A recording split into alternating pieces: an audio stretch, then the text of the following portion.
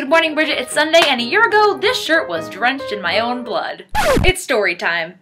This Wednesday marks the year anniversary of the car accident I was in last year, and I've been thinking a lot about it lately, and I decided that I really wanted to make a video to talk about the ridiculous events of my past year and to mention a few people that I probably couldn't have done all of this without.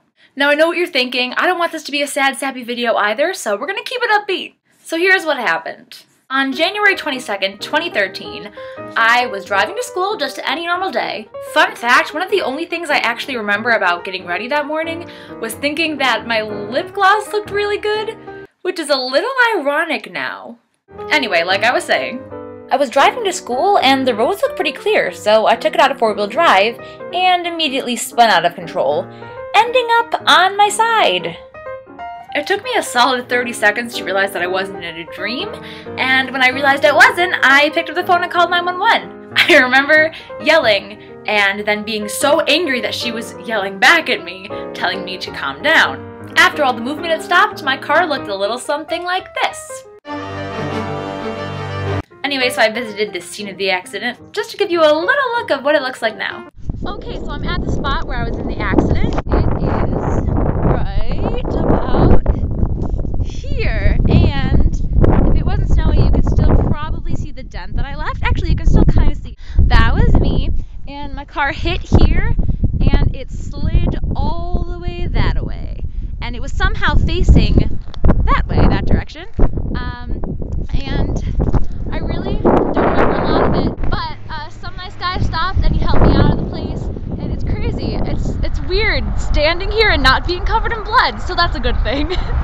Somehow, and I'm still unsure how this happened because I blacked out, I hit my face on the steering wheel and split my lip pretty good. I had 3 lips for a while there. I fractured my skull on the left side. Some bleeding occurred. I was deaf in my left ear for a long time. I had a really bad concussion, short-term memory loss. I bruised my kneecap, pulled my meniscus, bruised some ribs.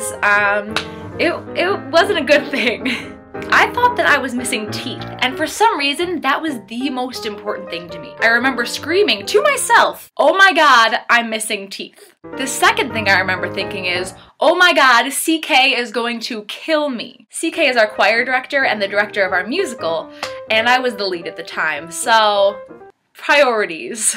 Luckily, a really amazing, really sweet stranger named Steve, whom I actually can't find, and we didn't figure out who he was or where he came from, but thank you, Steve, stopped to help me out of my car, which involved a lot of coordination and me just yelling a lot and him telling me not to touch my face because I was covered in blood. But it's random acts of kindness like that that make me really happy about the world we live in. There are so many bad things going on, but there's always that one person who will make your life better. But anyway, another thing I wanted to say was that I was in a really stupid fight with my friend Andrew at the time.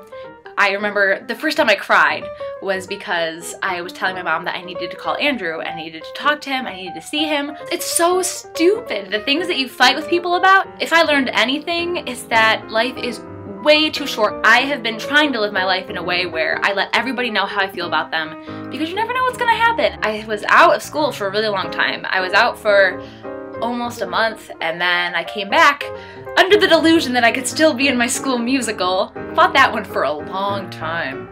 Eventually the role was taken over by my dear, dear, dear friend Tessa Minardi, who rocked it, and that was actually really, really hard. It was very hard, and being in my concussed state, I wasn't taking it very well, but I am so happy that I had such an amazing friend who was willing to take that on for me. But anyway, after the show, I went out again for a very long time. I didn't come back until May. I was in an amazing production with Sean Forrester, who gave me an amazing experience in Suds, and I won a SALT award for it, which I still cannot believe in the state that I was in. I was so discouraged because of 42nd Street, the show I was in at my school, and he gave me that opportunity to get back up. So thank you, Sean. You are the greatest. But now I'm doing really, really well. The only physical thing that remains is this nasty old bump here. I know it's not that bad, and everybody always says, stop it, it's fine, you can barely see it, which is true, but to me, I mean, at the time, I had been looking at the same face in the mirror for 16 years, and then all of a sudden you've got this thing on your face that's not going to go away. But now I think if given the opportunity to change it, I don't think I would do it. I'm really, really proud of what I have done. And I am so, so thankful for all of the friends who came to my house and visited me while I was home. Honestly, I'm sure it was really fun for you because I was under the influence of Vicodin the entire time and I barely remember anything I said. For example, I told my teacher while I was watching The Vow that Channing Tatum could Chan my Tatum. What? Mind you, this is before that song came out, so I made that up all on my own and I don't know where that money's at, but I deserve some rights. I am just so glad that I am healthy, that I am here, that I am able to make this video. Thank you everybody for all the support you gave me in the last year. Thank you for being friends, and I couldn't be where I am today without any of you. Thank you all for sticking with me. Have a day. Bridget, I will see you on Friday.